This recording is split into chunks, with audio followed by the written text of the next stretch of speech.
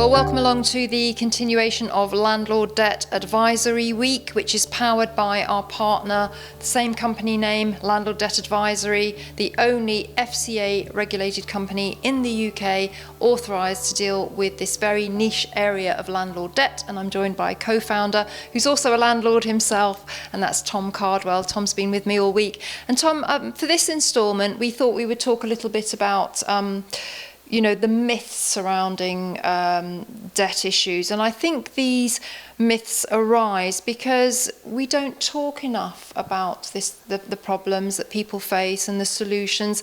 And when there's any kind of lack of awareness, that's when these kind of myths suddenly kind of come into being and people don't really understand. So part of this week is very much about dispelling those myths, and by doing that, I think we hope to take away a lot of the fear, don't we?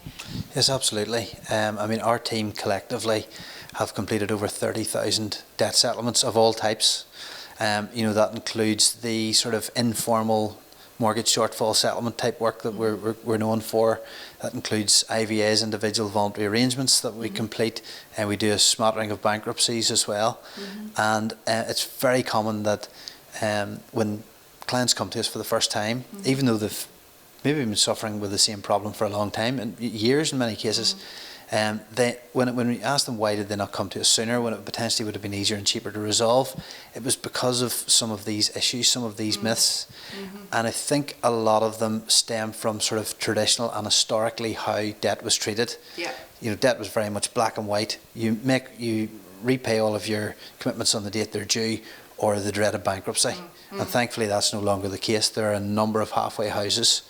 If we start looking at some of the myths, often clients would come to us and say, well, I would absolutely like to sell some of my cash flowing negatively buy-to-let properties that have negative equity and resolve that debt, but I'm concerned about losing my home. Good example. Well, I've never, and I'm not saying that this has never happened, but in terms of our clients, in the 7 years that we've been in this business, not one of our clients have ever lost their home with anything related to a buy-to-let mortgage debt.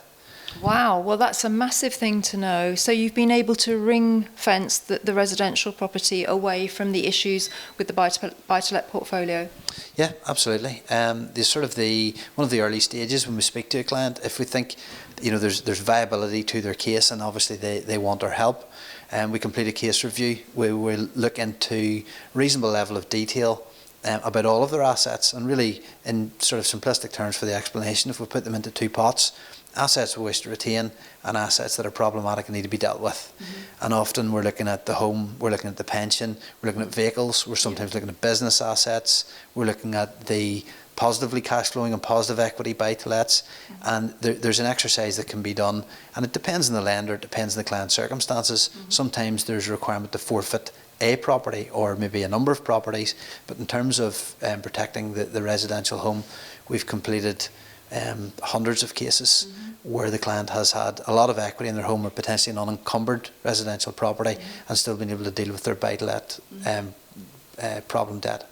Well, that's really, really reassuring to know, because the words like kind of bankruptcy and insolvency, they strike fear into my heart, actually. So I know, I can imagine how it must be for somebody suffering with this problem, because I'm sure it consumes your clients' lives. It could affect their health, their mental well-being, their family relationships. I know of a friend that got into very severe financial difficulty, and it had a big negative impact on his wife because she didn't know about it until it got really, really bad. So again, one of the things we want to push through this week is to get in touch with a company such as yourselves sooner rather than later. Yes, absolutely. Just for the issues that you've raised there, specifically with mental health, it can be one of those things, particularly with anxiety, which is debt related. It's always there. A client explained it to me one time, and I remember this phrase, the wheel of death, where they're constantly worrying. It just goes in waves about how much they're worrying about it at any given time. And we've spoken to clients who have come to us and said, well, I would have dealt with this earlier, but I was afraid of going bankrupt. I was afraid of losing my home. I was afraid of forfeiting my pension, afraid of losing my car, afraid of losing my business, all of these things. It's not to say that none of those things are possible. Of course, they can be in many cases. But if you can deal with the issue early and deliver a plan in conjunction with the lender, if you like, that is fair and reasonable, it's unusual that a lender would be heavy-handed. I mean, it can say in 7 years, and I'm sure well north of 1,000 cases, we've never had a client who has been bankrupted by a buy-to-let lender over a mortgage shortfall. Wow. Well, this is incredible stuff to know. Really interesting to hear it, and it's particularly with the number of and volume of cases that you're doing. That's a good, reasonable number to be able to make that claim. Yeah. And I think it's generally going to be down to how and when the client deals with the problem. Obviously some lenders are more aggressive than others. But I'll give you just a quick example. If we've got a buy-to-let borrower or a landlord who's in a position where they've a property, they have to sell it, there's going to be a £50,000 shortfall. Well, the natural concern is, well, I don't have £50,000, or I do have £50,000, but it's wrapped up in my home. Well, to give you a sort of a broad overview, in many cases like that, depending on the lender, we would negotiate a settlement plan for that client for somewhere between maybe 10 and 20,000, and they would have up to 5 years to repay that debt without interest, and there'd be no bankruptcy, there'd be no insolvency, there'd be no risk to their home or any of those things.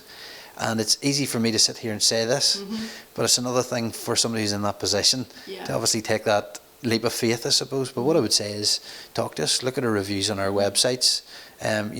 We've got a huge track record of cases under our belt, both in terms of the work that we do here, but also in terms of the team we've assembled. I mentioned earlier about the numbers of settlements and debt negotiations that we've completed collectively throughout our careers, and hopefully that stands on its own 2 feet. So Tom, you mentioned there about a debt becomes unsecured after the properties have been sold, that you could come up with a payment plan. Quite often we see on social media people say, oh, lenders don't give these kind of haircuts, as I call them. They don't do a debt write-down. But that's not your experience. That's another myth that we can bust here, because, it's a case of you going to the lender and negotiating on the client's behalf, isn't it? Absolutely, and it will always depend on the client's circumstances. Of course, there are instances where debt reduction or haircut, as you refer to it, is unachievable. And that's why before we would ever enter into negotiation with a lender, we complete a case review with the client to establish what's realistically possible. But if you go onto our website, our Negative Equity UK or our Landlord Debt Advisory website, we've actually redacted versions of deals that we've completed with lenders. So we've removed all the client's personal information, and we actually have the lender's own paperwork there. So those are there for all to see. Anyone that visits us at our office, we have a huge backlog of cases that we've completed, and again redacted. But we'll show anyone. If a client rings us, our landlord contacts us, or mentions a lender, I can tell them very quickly how many we've done, what the settlements look like, and broadly speaking what the case types were in terms of the client's scenario. Were they a landlord, were they a homeowner? So we can certainly talk to people about that. So I guess if we kind of summarise everything that we've talked about in this segment, Tom, you mentioned right at the top of the segment that fear is what stops people taking action, actually, because it's very, very paralysing, and that's the worst thing to do in this kind of acute situation when you're facing, mortgage arrears and negative equity. You do need to take action, and I think what we've learnt throughout this interview is that the resolution can actually often be better than anticipated, and that the sooner you get in touch, the more chance you have of that. Absolutely. I've lost count of the number of times we've assisted clients who have sort of been entrenched in the problem, and in many cases, it is a cliche, but the phrase "death by a thousand cuts." Yeah. So maybe they know that they can't repay the debt in full. The property is in a negative cash flow position. The chances are that's likely to get worse, but it's not crippling them financially, but it can certainly be mentally very distressing. And often when we've actually helped the client right through the process, where they've maybe sold that property or properties and the debt's been resolved, I've said a million times, but clients would sometimes say, well, why did I not do that sooner? Why did you not encourage us to do it sooner, etc. And I suppose it's just one of those things. They couldn't possibly know because they've never done it before. And that's why we would always say, look, if you have a problem, talk to somebody who really knows their stuff, have a chat. Whether you decide to take action at that point or at a later point, you might be surprised with how positively you could be left with a lot of the options that are available.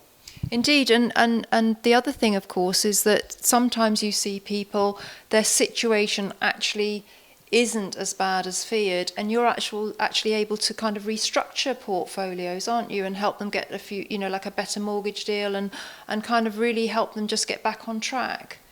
Absolutely. I mean, and through our sort of that early stage, this case review that we complete, we get a really good picture of their entire financial position, and also the more subjective bits, like when would they ideally like to retire as opposed to when they're maybe on track to retire.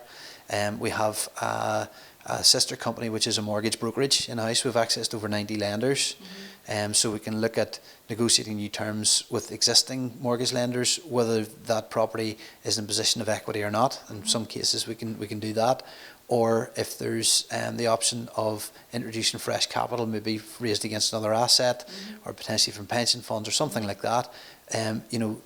Creating a relatively small equity margin, as you know, can make a big difference in terms of loan to value and products available. Absolutely. That's all such interesting stuff. I think, one of the things that we really want to say is that there's nothing to be ashamed about if you do go into a financially difficult situation. Life throws many curveballs that can affect your ability to deal with things. We know of redundancy, if somebody suffers from mental health issues, if they have a crisis in their life, a death in the family. All of these things can really affect somebody's ability to manage their portfolio and manage their debt.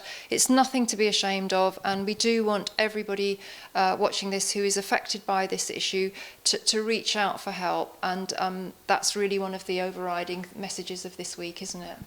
Absolutely. Again, it's an old adage, but a problem shared can be a problem halved.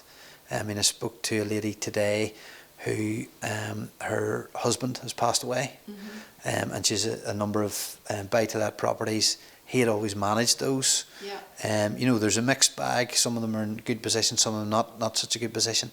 We haven't assisted her in any way. We simply had a very brief chat on the phone. She's going to come and see us at our offices next week. But she felt, her words to me anyway, was that she felt reassured that at least there was help available. That's fantastic. That's a very good story. That's a really good, interesting thing, because I actually know of two ladies who were in exactly that position. So, and they wanted to maintain their husband's legacy. They really felt, obviously very emotionally attached to being able to do that. So that's a great story to end on. So we've got one more day of our week here at Landlord Debt Advisory Week, coming to you from the wonderful city of Belfast. And stay tuned for tomorrow. Friday's instalment coming at you then. If you're watching on YouTube, please do click across to our main platform at propertytribes.com. That is where the discussions are hosted, and Tom is a member of Property Tribes, and he is on hand to answer any of your questions. So don't hesitate to join the thread and ask Tom, and he'll be happy to assist, won't you? Absolutely. Thank you. So see you tomorrow.